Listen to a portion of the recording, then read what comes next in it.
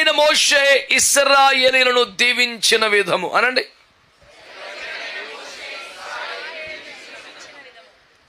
మీరందరూ నా వైపు చూస్తూ వినండి. గబగబా ఫటాఫట్ 4 ముక్కలు చెప్పేస్తాను, శ్రద్ధగా వినండి. మంచిగా తేటగా నాతో మాట్లాడండి. You can interact, it's all right. నేనేమంటున్నానంటే, దేవుడు దీవించాలా, దైవజనుడు దీవించాలా?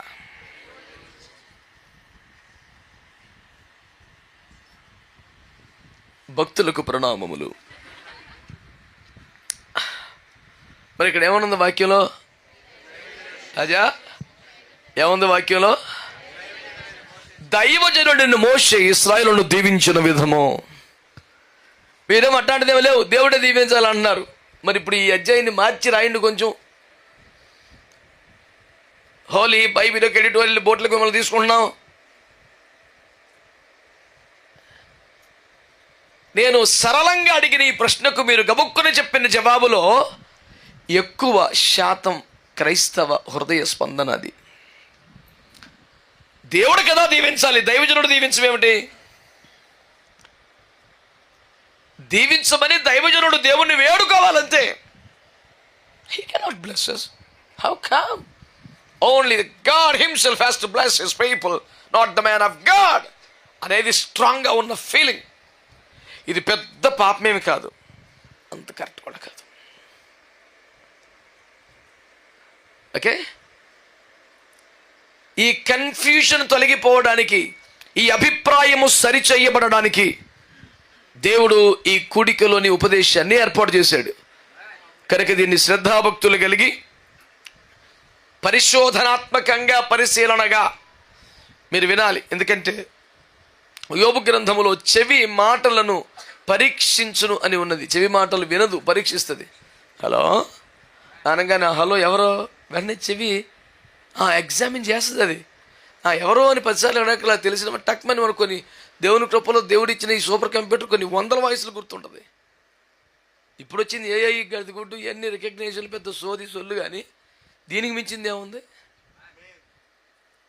పివి నరసింహరావు గారు ప్రధానమంత్రి అయినప్పుడు వారు కాస్త విద్యాధికులు కనుక, వారికి అప్పటికే కంప్యూటర్ల పట్ల విపరీతమైన అవగాహన ఉన్న వ్యక్తి కనుక వాటిని యువతరానికి మించి ఒడుపుగా, నేర్పుగా, వేగంగా వాడగలిగిన స్థాయి వారికి ఉండేది కనుక వారు ఒక సదస్సులో మాట్లాడుతూ కంప్యూటర్ యొక్క కెపాసిటీని వర్ణన చేసి ఇది ఈ కంప్యూటర్ యొక్క ఫలితమే, దీనికి పోలికి అక్కడ, ఇది చాలా బేభత్సమని చెప్పాడు. ఎందుకంటే ఆ కంప్యూటర్ సృష్టికర్త వీడు, ఈ కంప్యూటర్ సృష్టికర్త ఆయన. మానవ మస్తిష్కానికి మించినటువంటి వేగం, కెపాసిటీ లేదు. ఇప్పటికీ కెమెరాస్లో ద హైయెస్ట్ పవర్ఫుల్ లెన్స్ ఏదైతే ఉంటుందో ఇదే టాపిక్ ప్రపంచంలో అనేది. దానికంటే 1,00,000 రెట్లు ఎక్కువ కెపాసిటీ లెన్స్ మనకు అనుకుంటుందంట ఈ రోజుకి. ఇంక నువ్వు అలిసిపోవటమే రేపొద్దున్న. అంటే దేవుని సృష్టి ఇంకెప్పటికి కూడా ఎవడూ రీచ్ అవ్వలేడేక. అందుకని యోబు గ్రంథంలో ఆయన పరిశోధింపజాలని కార్యములు చేస్తాడు. ఆయన చేసిన కార్యాలను ఎవడు పరిశోధించలేడంట. ఎట్టు చేశాడు రబ్బా అంటవే, ఇక ఎట్టు చేశాడని చెప్తా కుదరదు. ఏమంటే ఎప్పటికప్పుడే దైవ కనమంటారు, ఎప్పుడంటే సృష్టి రహస్యం అంటారు, ఎప్పటికప్పుడే మాకు దొరికింది అంటారు, ఎప్పటికీ దొరకదు. ఇప్పుడు మొత్తం సృష్టి రహస్యం మొత్తం బట్టబయలు అయిపోయింది, మా చేతికి వచ్చిందని ఇప్పటికి ఎన్ని సంవత్సరాలు చెప్తున్నారు? తక్కువ అంటే 100 సంవత్సరాలు చెప్తున్నారు. పంతేమలతో సావదు. మనం ఆ తారీఖేసి రాయిపోతే మనం పాస్ అవ్వం కాబట్టి అర్థం అంతే, ఏముండదు అందులో. మళ్ళీ ఘుమ్ ఫిర్కే వహా, మళ్ళీ అక్కడికి వస్తుంది కూటం. సైన్స్లో ఉన్న తెలివైన క్లాస్ ఏంటంటే ఇప్పటి వరకు తేలిన పరిశోధనలను బట్టి అని ఒక పదం పెట్టాలి. అది పెట్టకుండా రాయకూడదు. ఎందుకంటే దీనికి భిన్నంగా, దీనికంటే అడ్వాన్స్డ్గా నెక్స్ట్ పరిశోధనలు తేలొచ్చు కదా. మనం ఏం చెప్పేది, పరిశోధనలకు ముగింపు ఉండదుగా, కంటిన్యూ చేస్తూనే ఉంటారు. కాబట్టి ఇప్పటి వరకు తేలిన పరిశోధనలను బట్టి ఈ విధంగా భావిస్తున్నాం అనాలంతే. This is the ultimate truth concerning this point అని చెప్పడానికి ఏముండదు సైన్స్. That is science. ఇదే అంతిమ చిట్ట చివరి జవాబు అనకూడదు సైన్స్. ఇంతవరకు తేలిన ఫలితార్థం బట్టి ఈ విధంగా మేము భావిస్తున్నాం అంతే. రేపొద్దున ఇంకోటి భావించవచ్చు, ఎందుకని ఇంకోటి బయలుపడవచ్చు. ఇది అని చెప్పడానికి అల్టిమేట్ అథారిటీ ఎవరంటే క్రియేటర్ ఒక్కడే. ఆమె. సో ఎవడైనా సరే క్రియేటర్ దగ్గరికి వచ్చాక సౌండ్ తగ్గాలి, చీటకి ఏముండదు. ప్రభుకు స్తోత్రం, మీ అందరికి వందనాలు. హల్లెలూయా. కనుక దైవజనుడు దీవించవచ్చా? దైవజనుడు దీవించమని దేవునికి ప్రార్థన చేసే వరకేనా దీవించాలా? ఇది ఒక పెద్ద సిద్ధాంతం ఏమి కాదు. ఆ మాత్రమైన ఒక సంశయం ఎందుకు మిగిలిపోవాలి? మోషే యొక్క దీవెనల పరంపరను మనము ధ్యానించడానికి ఉపక్రమించాను. నేను ఉపక్రమించి సరైన మెటీరియల్ తయారు చేస్తున్న ప్రయత్నంలో ప్రభు ముందు గొడవ చెప్పరా అనే మాటను నా దృష్టిలో పెట్టినప్పుడు ఈ మాటను ఈ పూట ధ్యానానికి మీ దగ్గరికి తీసుకొచ్చాను. దైవజనుడు దీవించవచ్చా, దీవించమని ప్రార్థన మాత్రమే చేయాలా అనే దానికి సంబంధించి 2-3 మాటలు పరిశుద్ధ గ్రంథంలో మన స్వాభిప్రాయాలు స్వానుభవాలు వ్యర్థం. వాక్యమే మనకి ఏకైక శిరోధార్యం. దేవునికి స్తోత్రం. పరిశుద్ధ గ్రంథం బైబిల్లోంచి సంఖ్యాకాండము 50 అధ్యాయం ఉందా? అయితే 6వ జయంతి కొంచెం ఓపిక చదువు. 22 నుండి 26 దాకా. యెహోవా మోషేకు ఇలాగు సెలవిచ్చెను, నీవు అహరోనుతోనూ అతని కుమారులతోనూ ఇలాగనుము, మీరు ఇశ్రాయేలీయులను ఇలాగు దీవింపవలెను. స్తోత్రం చెప్పండి. హల్లెలూయా. సో 26వ వచన ముగింపుకి వెళ్తే ఇలాగు దీవింపవలను అనే మాటతో ముగిస్తాడు. ఇప్పుడు నేను మీ అందరి దృష్టికి తీసుకొస్తున్న మాట, ఇందాక బిడ్డలు ఎవరు ఆల్రెడీ డైరెక్ట్గా 26కి వెళ్ళిపోయారు, కానీ 24 నుండి 26 వరకు 3 వచనాల్లో ఏ దీవెనలు ఇవ్వాలో రాశాడు. ఎవరు దీవించాలో 22లో రాశాడు. అందుకే దాని జోలికి వెళ్ళాం మనం. అక్కడ ఏమన్నాడు? అహరోనును అతని కుమారులను ఇలాగున ఎవరు దీవించాలి? పిలవబడ్డ దైవజనుడు, అభిషేకించబడ్డ దైవజనుడు, నియమించబడ్డ దైవజనుడు, పంపబడ్డ దైవజనుడు ఈ రీతిగా ప్రజలను ఆశీర్వదించాలి. దైవజనుడిగా అవతరించిన వాడు, దైవజనుని అవతారం ఎత్తినోడు, దైవజనుడిగా తను తాను స్వయం ప్రకటిత దైవజనుడు. వాళ్ళు కుప్పలు తెప్పలు ఉన్నారు భూమి మీద. నాయన నువ్వు ఎప్పుడు పిలువబడ్డావు? నేను ఎవరు పంపారు సేవకి? హస్తనిక్షేపణ ఎవరు చేశారు? What is the base and background of A church ministry? అలాంటి ఏమన్నావు? మనంతా డైరెక్ట్ అంటాడు. గాల్లో పుట్టినటువంటి స్వయంభవుడు. ఇలాంటి వింతలు సేవలో చాలా ఉన్నాయండి. దేవుని వాక్యాన్ని మీరు పరిశీలన చేస్తే హెబ్రీ పత్రిక 5వ అధ్యాయంలో అహరోను గురించి మాట్లాడుతూ, అహరోను సేవకు పిలువబడినట్లే వీరును అంటూ మాట్లాడతాడు. సేవకైన పిలువబడ్డాడు అన్న మాట బైబిల్లో కనబడుతుంది. పిలుపు విషయమై, ఏర్పాటు విషయమై బైబిల్ ఎంతో స్పష్టంగా ఎన్నోసార్లు మాట్లాడుతుంది. ఇక్కడ ఏమంటాడు? ఎవరు దీవించాలి? నీవును లేదా అహరోను కుమారులను, అహరోను అతని కుమారులను ఇలాగును దీవించాలి. అంటే యాజకత్వానికి ఎవరు పిలువబడ్డారో, సేవకత్వానికి ఎవరు ప్రతిష్ఠించబడ్డారో, ఎవరు అభిషేకించబడ్డారో, ప్రధాన యాజకుని కింద యాజకులుగా గుడార సంబంధమైన సేవలు ఎవరు చేయించున్నారో వారికున్న పిలుపును బట్టి, ఏర్పాటును బట్టి, సమర్పణను బట్టి, అభిషేకాన్ని బట్టి వారు ప్రజలను ఏం చేయాలి చెప్పండి? అనండి గట్టిగా. దీవించాలి. దైవజనుడు ప్రజలను దీవించాలి, దైవజనుని దీవెన ప్రజలకు కావాలి అనే ఒక మాట నిజమే. కానీ ఆ దైవజనుడు ఎవరు?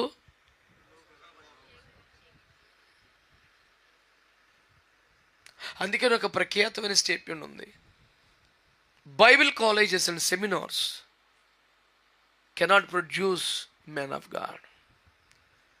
They produce only theologians. Bible కళాశాలలో వేదాంత విద్యార్థులను, వేదాంత అధ్యాపకులను తయారు చేయగలదు, దైవజనులను కాదు. అసలు very fundamental rule of the theological studies not to prove he is God, but to give understanding and knowledge to find out God, to understand God. That's it.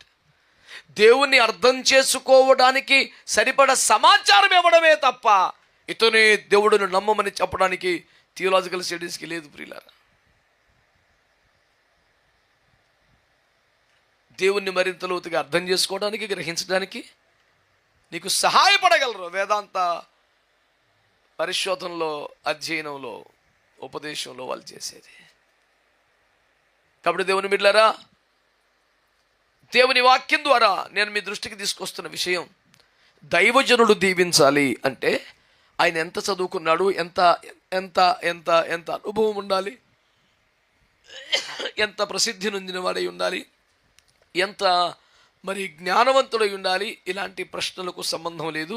వారు పిలువబడ్డారా, వారు ప్రతిష్ఠించబడ్డారా, వారు అభిషేకించబడ్డారా, యాజకత్వంలో వారు హస్త నిక్షేపణ ద్వారా మరి స్థిరపరచబడ్డారా అనేది మనకు చాలా చాలా చాలా ప్రాముఖ్యమని మీరు గమనించాలని పోగొట్టి మనవి చేస్తున్నాను. ఎవరు దీవించాలి? అహరోనును అతని కుమారులను ఇశ్రాయేలీలను ఈ విధముగా దీవించవలెను. ఆమె అంటే పిలువబడిన సేవకులు, అభిషేకించబడ్డ సేవకులు, హస్త నిక్షేపణ గావించబడ్డ సేవకులు దీవించాలి. ఎవరు పడితే వాళ్ళు దీవించకూడదు. అందుకనే ఆశీర్వాదం ఇచ్చేటప్పుడు కూడా ఎంత అనుభవం ఉన్నా, వాక్యములో సామర్థ్యం ఉన్నా, విరిచి వడ్డించగలిగిన స్థితిలోకి వచ్చిన గబుకున ఆ పరిచర్యలు అందరూ చేయకపోవడానికి కారణం ఈ పిలుపులో, ఏర్పాటులో ఉన్నవారు మాత్రమే దీవించాలి అనే వాక్యం ఉన్నది కనుక మిగతా 11 గోత్రాల వారు దీవెన పొందుకోవాలి. లేవీయులు దీవించాలి. ఎందుకు లేవీయులు దీవించాలి? వారు యెహోవా పక్షంగా నిలబడ్డవారు గనుక, వారు తమ్మును తాము యెహోవా కొరకు ప్రతిష్ఠించుకున్నవారు గనుక. మీలో యెహోవా పక్షంగా ఎవడు అంటే మిగతా 11 గోత్రాలు సైలెంట్గా ఉంటే వీళ్ళు మాత్రమే దేవుని పక్షంగా వచ్చి నిలిచిన వారు గనుక. ఆమె కనుక దేవుని కొరకు ఎవరు లోకాన్ని వదులుకున్నారు, ఎవరు ప్రతిష్ఠించుకున్నారు, ఎవరు బంధాలు తెంచుకున్నారు, ఎవరు రోషపడ్డారు, ఎవరు పిలువబడ్డారు, ఎవరు అభిషేకించబడ్డారు, ఆ లేవీల క్వాలిటీ ఉన్నవాడు దీవించాలి ప్రజల్ని. వయసును బట్టి, పెద్దరికాన్ని బట్టి, చదువును బట్టి కాదని జ్ఞాపకం చేస్తున్నాను. యెహోవా పక్షం నిలబడ లేవీలువై నువ్వు ప్రతిష్ఠించుకున్నావా, సేవకు పిలువబడ్డావా, అభిషేకించబడ్డావా, హస్త నిక్షేపణ అయిందా, దాన్ని బట్టి. ఇక రెండో మాట మనం చూద్దాం. దేవునికి స్తోత్రం కలుగునుగాక. హల్లెలూయా. సమూయేలు మొదటి గ్రంథం 1వ అధ్యాయం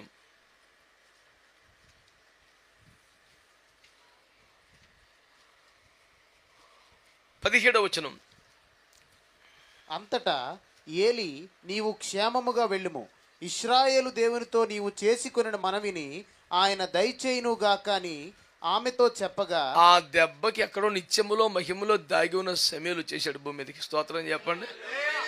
అవునా కదా చెప్పండి. ఎంత ఏమని దీవించాడంటే దైవజనుడు, యెహోవా నీవు మనవి చేసుకుని దానిని నీకు దయచేయునుగాక. ఎంతకన్నా గట్టిగా యేసు బామె అన్నాడు. సమూయేలు వచ్చేసాడు అంతే. ఆమేన్. అంటే ఆ దైవజనుడు ఎవరు? ఏలి అనబడుతున్న దైవజనుడు. ఆయన స్థానం ఏంటి? ప్రధాన యాజకుడు. ఆయన ప్రత్యేకతల్లో ఒకటేమిటి? మొత్తం ఇజ్రాయేల్ చరిత్రలో అత్యధిక కాలం మందసము షిలోహులో దేవుని మందిరములో ఉంచిన, కాపాడిన ఓ ఘనత ఆయనకు సొంతం. దేవునికి స్తోత్రం చెప్పండి. మందసము చెరపట్టబడింది అంటే తట్టుకోలేక తనువును చాలించిన సాక్ష్యం ఆయన సొంతం. దేవునికి స్తోత్రం కలుగునుగా. దేవుని బిడ్డలారా, మీరు దేవుని వాక్యాలు పరిశీలన చేస్తే ఆయన ఏమన్నాడంట? అసలు ఆవిడ దుఃఖం ఏంటో, బాధ ఏంటో కూడా అర్థం చేసుకోలేని స్థితిలో ఉన్న వ్యక్తి, ఏంటి బిడ్డ ఎందుకు ఏడుస్తున్నావు అంటే, ఆయన ఎలాంటిదని కాదు బాబు, నా కష్టం ఇదే, నా ఇబ్బంది అని చెప్పుకుంటే, అయ్యో బిడ్డ అలాగా, యెహోవా నీవు మనవి చేసిన దానికి దయచేయను కాకంటే సమయంలో వచ్చి పనిచేయడం వేసి రక్తం ఏం చేయం అంటే, నేను అంటున్నాను, ఒక పిలుపులో, ఏర్పాటులో, అభిషేకములో ఉన్న వ్యక్తి యొక్క ఆశీర్వాదం మాట ప్రజలకు దీవెనకరంగా ఉంటుందా లేదా అన్నది మీరు జ్ఞాపకం చేసుకోండి. పిలుపు, ఏర్పాటు ఇలాంటి కాస్ట్లీ మాటలు మాట్లాడితే ఖచ్చితంగా మోషే గురించే కదా మాట్లాడాలి. రోషముతో, భారముతో, సమర్పణతో, దైవావేశంతో బయటకు వచ్చాడు. నా ప్రజలను విమోచించవలసిన బాధ్యత నాకు ఉందని అమ్మ ఉపదేశంతో తీర్మానం చేసుకొని అన్నీ వదులుకొని రాజరికాన్ని, వైభోగాలు, సుఖభోగాలు కాదనుకొని వచ్చేసాడు. వచ్చిన తర్వాత 40 సంవత్సరాలు గొర్రెలు కాస్తూనే ఉన్నాడు. ఒక్కసారి కూడా యేసుడు మాటాలా. బయటకు వచ్చే రోజున వయసు 40, ఇక్కడ గొర్రెలు కాసిన వయసు 40, మొత్తం 80 సంవత్సరాలు. నా జీవితం ఎందుకు ఇలాగైపోయింది? అమ్మ చెప్పింది అబద్ధమా? నా సమర్పణ వ్యర్థమా? ఈ ప్రయాసం అంతా వట్టికే, నా గాలికి ప్రయాసపడుతుంది. ఏంటి నా బతుకు ఇలాగైపోయింది? అలాగ చూస్తున్నాడు. సడన్గా ఒకరోజు మోషే అన్నాడు. కథం 80 సంవత్సరాలు ఎదురు చూపులకు తెరదించింది. నువ్వు నా పక్షంగా వెళ్ళాలి, నువ్వు మాట్లాడాలి, నువ్వు విడిపించాలి, నువ్వు నడిపించాలండి. Yes my lord. వెళ్ళిపోయాడు.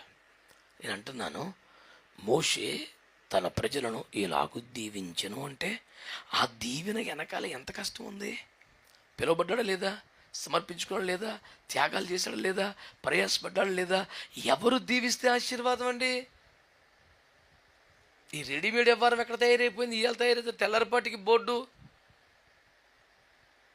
కొన్ని సంవత్సరాల క్రితం కాకినాడలో ఒక సభలో ఒక దైవజనుడు అడిగాడు, ఏంటండి మీరు ఇంకా ఎవరైనా అవ్వలేదా? లేదు సార్, రావలేదండి. అయ్యయ్యో, ఎవరైనా ఆల్రెడీ తెలీదా అంటే నేను మళ్ళీ అటు గోకాను. అన్నాడు, నేను ఇంకెప్పటికీ అవ్వలేను సార్ అన్నాను. నువ్వు బాధపడుకొని ఇప్పిస్తాను, రేపే ఇప్పిస్తాను నీకు అన్నాడు. ఇది మిఠాయి పొట్ల మనం ఇప్పిస్తాక నేను తీసుకుంటాక ఏమనుకుంటున్నావు నువ్వు? అది బైబిల్లో వచ్చిన తీసి చూపించా. Holy and reverend is his name. Reverend అనున్నది ఆయన నామము. యెహోవా నిసిలాగా, యెహోవా శాలెం, యెహోవా షమ్మా, యావే లాగా దేవుని పేర్లు ఒక పేరు. అది ఎవడు పడతాడు తగిలించుకోవడం లేదన్నాడు. అలాగుందేటే లేదేటే అంటే ఎవడో చెప్పాడంట ఆయనకి రెవరెండ్ అంటే గౌరవనీయుడని అర్థం ఉంది. కరెక్టే, అది కూడా ఉంది. ఇప్పుడు దాని అర్థం ఏంటో తక్కువ లేదు. అది ఎవరి నామం? చాలు, సరిపెట్టేసుకో. ఆయన పేరు నువ్వు తగిలించుకోకు, నీకు అంత లేదు, వదిలేసి ఏం చెప్పాను. అది ఆల్రెడీ తీసేసుకున్నానే. ఎవరికి చెప్పాక డబ్బులు కూడా ఇచ్చాడట. దేవునికి స్తోత్రం. ఏం పిచ్చి పనులు సార్ ఇవి. కనుక ఈ ప్రత్యక్షత, ఈ భక్తి, ఈ గౌరవభావం ప్రభుత్వాలకు ఉండదు. కనుక ప్రభుత్వాల దృష్టిలో అదొక వ్యాలిడ్ నీడెడ్ సర్టిఫికేట్. అది వాళ్ళకు ప్రొడ్యూస్ చేయటం వరకు సంబంధించింది మాత్రమే. నువ్వు దాన్ని తగిలించుకొని రోడ్డు ఎక్కాల్సిన పని లేదని అయ్యగారులందరికీ మనవి చేసుకుంటున్నాను. తీసుకుంటే మీ ఇష్టం, తిరిగి నన్ను కొట్టినా మీ ఇష్టమే. ఇది మాత్రం సత్యం. దేవునికి స్తోత్రం. హల్లెలూయా. కనుక ఎవరు దీవించాలండి? ఏదో ఆశామాష వ్యవహారం కాదుగా. చేతులైతే God bless you my dear child అంటే పెద్ద దానికి పెట్టుబడి ఏముంది? అర్హత ఏం కావాలి? ఎవడైనా పలికేచ్చా మొక్క. అది కంటదా బట్టి చెప్పే డైలాగా, మన తండ్రి దేవుని ప్రేమయు అది పెద్ద విశేషం ఏముంది? సండే స్కూల్ పిల్లలు కంటదా పెట్టి అంతకని బీభత్సం చదివేస్తారు. ఇప్పుడు దానికి పెద్ద విషయం అదేనా? మంత్రమా, నామాక్షరమా, బీజాక్షరమా, వల్లి వేయటానికి ఏముంటుంది? అది పిలువబడి, ఏర్పరచబడి, అభిషేకించబడి, సమర్పణలో ఉండి, ప్రతిష్టలో ఉండి, కాపాడుకొని సాక్ష్యంతో ప్రజలకు దీవెనగా మారిన దైవజనుని యొక్క అభిషేక అనుభవ సారంగా మారాలి. అది ఎట్ట మాట్లాడేస్తావు? అదేనా మంత్రమా పలకడానికి? నువ్వు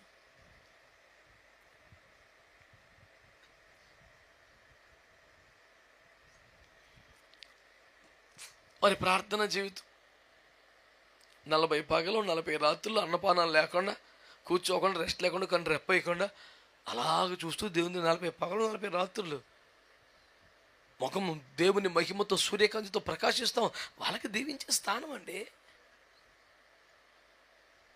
కనుక దైవజనులు పిలుపుని బట్టి, దైవజనుడిగా అతనుకున్న నియామకాన్ని బట్టి, అతను పొందిన అభిషేకాన్ని బట్టి, దేవునితో అతను కలిగిన సంబంధాన్ని బట్టి, దేవుని సన్నిధిలో గడిపిన ప్రార్థన సమయాన్ని బట్టి అతడు దీవించగలిగిన సేవకుడిగా దేవుడు అతన్ని తయారు చేస్తున్నాడు.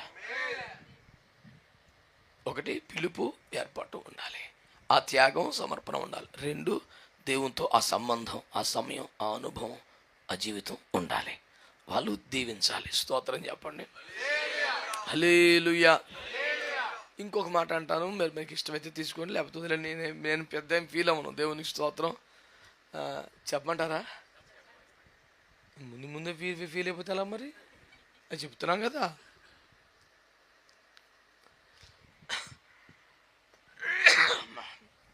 ఆ సేవకుడు పిలువబడ్డవాడై, సమర్పణ కలిగిన వాడై, త్యాగం చేసిన వాడై, రోషం కలిగిన వాడై, దేవుని పక్షంగా నిలిచిన వాడై ఉండాలి అని మొదటి వాళ్ళు చెప్పుకున్నాం. రెండోది, దేవుని యొక్క సేవలో సమయం గడిపిన వాడై, ఆయనతో సన్నిహితంగా ఉన్నవాడై, ఆయన సన్నిధిలో నలగొట్టబడబడ్డాయి ఉండాలి అని మాట చెప్పుకున్నాం. మూడో మాట చెప్తున్నాను. ఆ దైవజనుడు ఏ దైవజనుడు? దీవించే దైవజనుడు, దేవుని ప్రేమ కలిగిన వాడై. అనండి, దేవుని ప్రేమ అంటే అర్థం ఏంటంటే దేవుణ్ణే ప్రేమించేవాడిని కాదు, దేవుణ్ణి ప్రేమిస్తూ ఆ ప్రేమతో మనుషులను కూడా అన్ని దేవుని ప్రేమ కలవడం అంటారు. విశ్వమానవులందరూ చచ్చిపోవాలని తన మటుకు దేవుని ప్రేమిస్తున్నానంటే ఆడేవాడు దేవుని ప్రేమ గలవాడు. అంటే దేవుణ్ణి ప్రేమిస్తూ అదే ప్రేమతో మనుషులను కూడా. ఇప్పుడు మనం ఉదాహరించిన దైవజనుల్లో మోషే, అహరోనులు మన ముందుకు వచ్చారు. ఈ మోషే, అహరోనులు ఇద్దరిని చూడండి, వారు దేవుని ప్రేమ కలిగిన వారా కాదా? సంఖ్యాకాండంలో 14వ అధ్యాయంలో 12వ వాక్యం చదవండి. సంఖ్య 14:12. వారికి స్వాస్థ్యం ఇయ్యక తెగులు చేత వారిని హతము చేసి ఈ జనము కంటే మహాబలము గల గొప్ప జనమును నీ వలన పుట్టించేదనని మోషేతో ఈ మాట ఎవరితో చెప్పారు? దేవుడు మోషే చెప్తున్నాడు, రాయ్ వీళ్ళతో నువ్వు చెప్పేత ఒక్క దెబ్బతో ఈ జనమును నాశనం చేసి నీ వలన గొప్ప బలమైన జనమును పుట్టించి వారికి దేశమును స్వాస్థ్యంగా ఇస్తానన్నాడు. ఎగిరి గంతే హల్లెలూయా ఆమేన్ ప్రైజ్ ది లార్డ్ అని కేకలు వేయాల్సిన మూమెంట్ అది. ఎందుకని? మోషేది ఏ గోత్రం? లేవి గోత్రం. లేవీలకి అక్కడ సూది మనం మోపే జాగా రాదు, ఎందుకంటే యెహోవా స్వాస్థ్యం. ఇతను కష్టపడ్డా, నడిపించిన, ప్రయాసపడ్డా, ఇతను నడిపించిన ప్రజలకు స్వాస్థ్యాలు వస్తాయి, కానీ మోషేకి రాదు.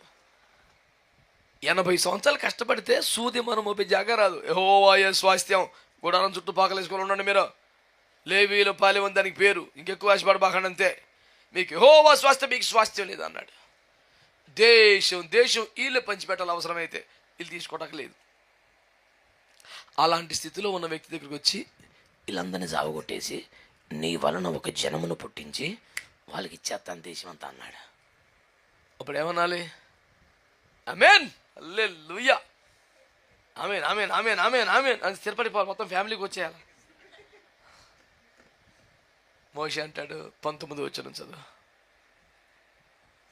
ఐగుప్తులో నుండి వచ్చినది మొదలుకొని ఇది వరకు నీవు ఈ ప్రజల దోషమును పరిహరించి ఉన్నట్లు నీ కృపాతిశయమును బట్టి ఈ ప్రజల దోషమును దయచేసి క్షమించుమని యెహోవాతో చెప్పగా, స్తోత్రం చెప్పండి. నువ్వు జరుగు, వీళ్ళని చంపేస్తాను, నీ వలన గొప్ప బలము గల జనమును పుట్టిస్తాను, వాళ్ళకి దేశాన్ని ఇస్తానంటే నీ చిత్తం ప్రభా, థ్యాంక్ యూ జీసస్ హల్లెలూయా అని ఎంత ఆనందపడ. దిస్ ఈస్ ద డే అని ఎంత celebrate the victory of the Lord hallelujah. అసలు స్తుతి ఆరాధన మామూలుగా ఉండదు. ఇంకా రోజు మోషే వద్దు ప్రభా, ఆయన తన ప్రజలను విమోచించాడు కానీ వాగ్దాన దేశానికి చేర్చలేపాడు అంటారు. నీకు మహిమ రాదు, నాకు 4 పిల్లలు పడతాం, వాళ్ళకి స్వాస్థ్యం ఇవ్వటం, అది కాదు పాయింట్. నీకు మహిమ రావాలి, ఎన్ని వద్దు కానీ ప్రభా, ఆరంభం నుండి ఇప్పటి వరకు నీ ప్రజలను క్షమించినట్లే ఇప్పుడు నువ్వు మరలా క్షమించము, అలాగే ఇచ్చేయన్నాడు. స్తోత్రం చెప్పండి. ప్రజల పట్ల ఇతనికి ప్రేమ ఉందా లేదా? వాళ్ళంతా ప్రేమ పొందవలసినంత యోగ్యులు కాదు. ఎప్పటికప్పుడు దేవుని దుఃఖ పెడుతున్నారు, బాధ పెడుతున్నారు, తిరుగుబాటు చేస్తున్నారు. అయినా సరే ప్రతిసారి దేవుని ఉగ్రతకు అడ్డుపడి అవసరమైతే నా ప్రాణం తీసుకో, అవసరమైతే నా పేరు తీసేయి అంటూ వాళ్ళని కాపాడుకుంటూ వస్తున్నాడు. నేను అంటున్నాను, దేవుని కోపం ప్రజల మీదకి రాకుండా వారి జీవితాలను ప్రేమించి వారి భవిష్యత్తును కోరుకొని కన్నీళ్లతో, మోకాల మీద ఉపవాసాలతో చేతులెత్తి వారి మీదకి దేవుని కోపం రాకుండా అడ్డుపడగలిగినంత ప్రేమగల ఒక దైవజనుడు ఉంటే దీవించే హక్కు, అధికారం, స్థాయి వాళ్ళకు ఉంటుంది. సర్టిఫికేట్ కొంచెం బ్యాడ్జీ పెట్టేసుకుంటే సంచేసి ఎలాగవుతుంది? దేవునికి స్తోత్రం. ఎవరు ఫీల్ అయితే నేనేం చేయలేను, ఉన్నమాట చెప్తున్నాను. దేవునికి స్తోత్రం చెప్పండి. నీవు ఇలాగూ దీవించు అన్నాడంటే తన స్థానాన్ని ఒక వ్యక్తి దేవుడికి ఇచ్చాడంటే తన పని ఇంకోటితో చేయిస్తున్నాడంటే ఏ స్థానం ఉండాలండి? మరి అది ఆశామాసి ముచ్చటండి. దైవజనుడు అంటే సహజంగా ప్రేమ గల వాళ్ళు అయి ఉంటారు. దానికి కొంత పాయింట్ లాగా 3 పాయింట్ చెప్తున్నావు, రాసుకోమంటున్నావు, అంత అక్కర్లేదంటాడు ఒకడు. ఆడికి చెప్తున్నాను, బొత్తిగా ప్రేమ లేని యోనలు అంటూ వాళ్ళు ఉంటారు. దేవునికి స్తోత్రం. లేరా? నేను కూడా చూశాను కొంతమంది దైవజనుల్ని. అది జనం ఏమైపోయినా వాళ్ళకి సంబంధం లేదండి. మనం అనుకుంటే ఉత్తితే వాళ్ళకి అసలు లీస్ట్ కన్సర్న్ సబ్జెక్ట్ అది. అలా అవన్నీ చాలా ఘోరం. మళ్ళీ చిన్న చితక ప్రసంగి ఇక్కడ ఎవరో ఏమన్నా ఒక్క ప్రసంగం చేస్తే అడుక్కున్నాడు కానీ రాజుగారి దాకా మొత్తం మారు మనసు పొంది సింహాసాలు దిగి మోకాళ్ళు వేసి గోనుపట్టు వేసుకొని బుడిది పోసుకొని తెగ పశ్చాత్త బేడి చేస్తున్నారు. అంత పవర్ఫుల్ స్పీకరు. పవరే, ప్రేమ లేదు క్యాండిడేట్కి. దేవుని మీద అలుగుతాడు, దేవుని మీద దెబ్బలాడుతున్నాడు. నువ్వు ఇష్టానుసారంగా క్షమించకెళ్ళి చంపేస్తావా లేదా? నేను ఒప్పుకోను. ఎవరితో అంటున్నాడు? ఊరు నీ గొడవ దేవునితో. 40 రోజుల్లో అగ్గిని వచ్చి మొత్తం తగలడిపోతారని చెప్పాను. అల్లుడు 3 రోజులు అయిపోతుంది. ఇంకొక ఎట్టగడ ఓపి పెడతాను, మొత్తం బూడిచ్చేసి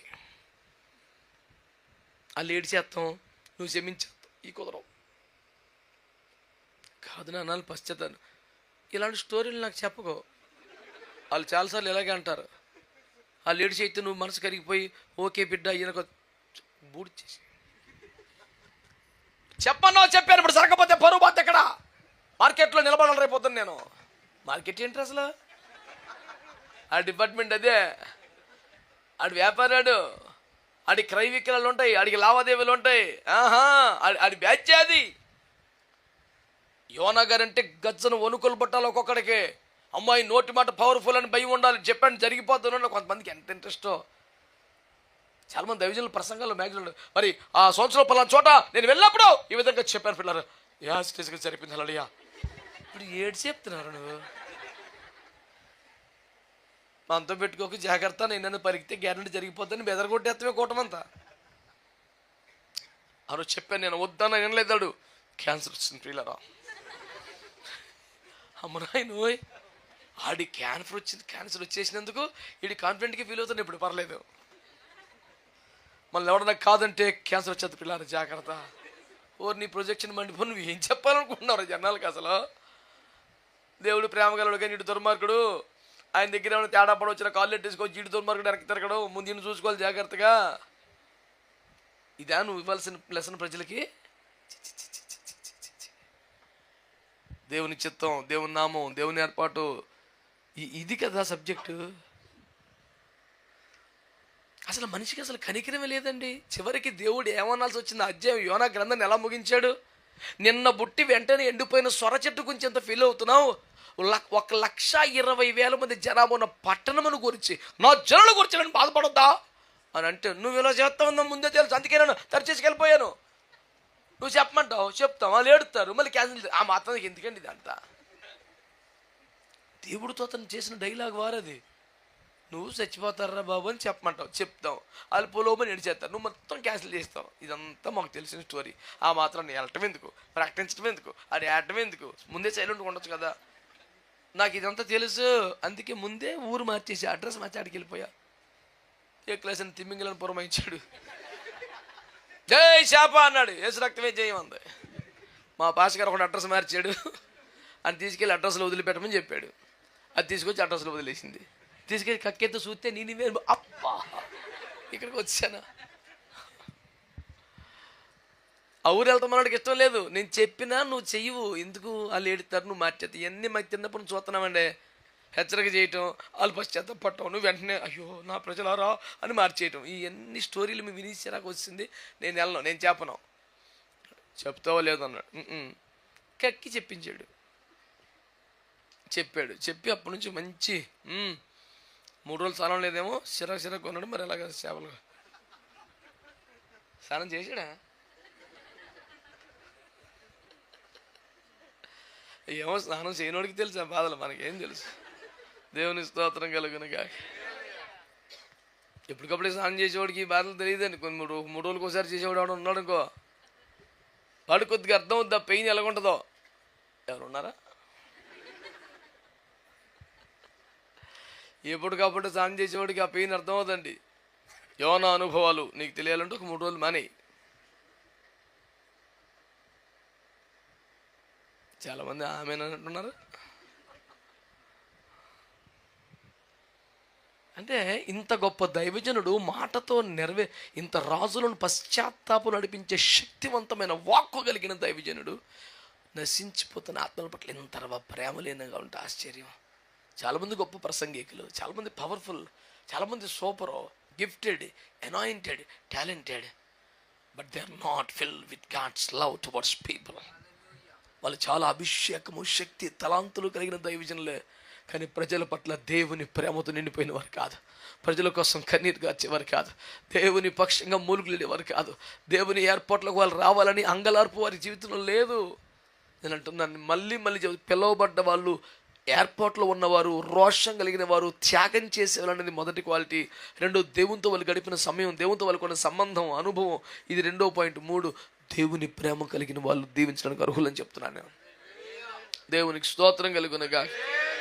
ఉదాహరణకి చూడండి, ఆయన పేరండి యెషయా అనే దైవజనుడు రాజుల మొదటి గ్రంథం 18వ అధ్యాయంలో అగ్ని కురిపించి బలిపీఠం ముందు దహించి, పశువు దహించబడి కట్టెలు బూడిదైపోయి, రాళ్ళు పిండైపోయి, నీళ్లు కూడా ఆరిపోయి, అగ్ని మాత్రమే భగభగ మండుతుండగా, యెహోవా దేవుడని జనందరూ కేకలు వేస్తుండగా, కత్తివాత శత్రువులందరినీ చంపేసిన తర్వాత, ఇంత వీర విజయము తర్వాత ఆయన చేసిన పని ఏంటి తెలుసా? కృతజ్ఞత కూటం పెట్టుకోవాలా. మళ్ళీ కర్మేలు కొండ మీదకి వెళ్ళి తల మోకాల మధ్యలో ఏడుస్తున్నాడు. ఎందుకని బాయ్ అంటే, మరి జనులు యెహోవా దేవుడు కాదా అన్నారని, మరి ఆకాశాలు మూసేయమన్నాను, కరువు రప్పినప్పుడు మాట్లాడినారన్నాను, నువ్వు మూసేసావు, కరెక్టే చేసావు, ఇప్పుడు ఒప్పేసుకున్నారుగా, ప్లీజ్ వర్షం పంపించవా, కరువు తీసేవా అని మరి ఏడుపు మొదలెట్టాడు. 3 రోజులకు 3 సంవత్సరాలుగా అల్లాడిపోతున్నారు. ప్రభా ప్లీజ్ అయ్యా, ఒప్పుకున్నారుగా, ఇంకా అటు చేయబాకు, వర్షం పంపించు. మోపైన వర్షపు ధ్వని వచ్చి అరచేంత మేఘం ఆకాశంకి ఎక్కేదాకా మోకాల దగ్గట్లా 4 చంపియంత బేకరి యుద్ధం చేసి చుక్క నీళ్ళు దాక్కుండా తలను మోకాళ్ళ మధ్యలో పెట్టుకుని ప్రసవ వేదన పడుతూ ప్రార్థన చేస్తున్నాడు. ప్రజలు ఒప్పుకున్నారుగా, క్షమించేయి, ఇక వర్షం పంపించు, కరువు తీర్చేయి, కరువు తీర్చేయి, కరువు తీర్చేయి. వర్షము స్టార్ట్ అయ్యే వరకు ఏడుస్తూనే ఉన్నాడు దైవజనుడు. తాను ఒక చుక్క నీళ్లు తాకటం ముఖ్యం కాదు, ప్రజలు కరువు తీర వర్షం రావటం ముఖ్యం. ఎవరండి ప్రేమగల దైవజనులు దీవించడానికి అర్హులు అంటున్నాను నేను, ఎవడు పడతాడు కాదు. ఫస్ట్ ఏం చెప్పాను? పిలుపు, ఏర్పాటు. 2 ఆ అనుభవం, ప్రార్థన సమయం, దేవునితో గడిపిన జీవితం. 3 దేవుని ప్రేమ కలిగిన వారు, వాళ్ళు దీవించడానికి. లేవీయులు ఇశ్రాయేలును ఈ విధంగా దీవించాలి. ఆమేన్, హల్లెలూయా. దైవజనుడికే ఒక దీవెన స్థానం ఉంటుందని మత్తయి సువార్తలో 10వ అధ్యాయం 40-41 వచనంలో యేసుప్రభువు వారు ఏమన్నారు? ఎవడైనా ప్రవక్తను చేర్చుకుంటే, గ్లాసులు చల్లనీళ్ళు ఇస్తే వాడు ప్రవక్త ఫలము పోగొట్టుకోడు. అక్కడ పట్టుకోవాల్సిన పదం ప్రవక్త ఫలం. There is a fruit for a man of God. If he visits, if he comes, if he says something, it will happen. ప్రవక్త ఫలం అనేది ఉంటుంది. ఎవడైనా దైవజనుడు చేర్చుకొని వాడి గ్లాసుడు ఫలం. అక్కడ చన్నీళ్ళని ఉంది. ఇక్కడ ఈస్ట్ గోదావరిలో ఒక దైవజనురాలు, ఒక తల్లి గారు, మంచి విశ్వాసి ముసలమ్మ ఉంది. శీతాకాలంలో -డిగ్రీస్ టెంపరేచర్లో అవి ఇంటికి వెళ్ళిన ఫ్రిడ్జ్లో నీళ్ళు ఎత్తుంది. అమ్మ చలిగా ఉంది తల్లి, గొంతు పట్టేస్తుంది, అమ్మ వద్దు మామూలు నీళ్ళు ఇవ్వంటే, లేదు నాయన నువ్వు దండం పెడతాను తాగంటది. ఒక దైవజనుడు ఇసిపోయి, తప్ప శీతాకాలం మెట్లు వస్తుంది, కావున చల్లి ఫ్రిడ్జ్లో నీళ్ళు ఎత్తావేంటి, చెప్తే అర్థం చేసుకోండి, గొంతులు పోతున్నాయి, పేన మీదకి వస్తుందంటే, పర్లేదు దైవ సేవకుడా మాత్రం ఓర్చుకోవాలి తాగంటుంది. తల్లి ఏంటంటే, అప్పుడు ఆ తల్లి చెప్పిన మర్మం ఏంటంటే, గ్లాసుడు చల్లనీళ్ళు ఇచ్చేవాడు ప్రతిఫలం. చల్లనీళ్ళు ఇమ్మని దేవుడు, నీ మామూలు నార్మల్ వాటర్ మనం ఎక్కడ ఉంది రెఫరెన్స్ చూపించాను, నేను ఎక్కడ చూపించేది రెఫరెన్స్.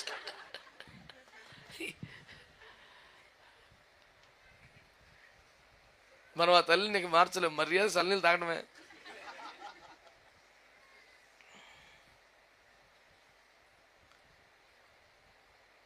ప్రియులారా, దైవజనుని ఫలం, ప్రవక్త ఫలం అంటే, ఒక దైవజనుడు అడుగు పెడితే కొర్రెలేదనగా నువ్వు వచ్చినది మంచిది.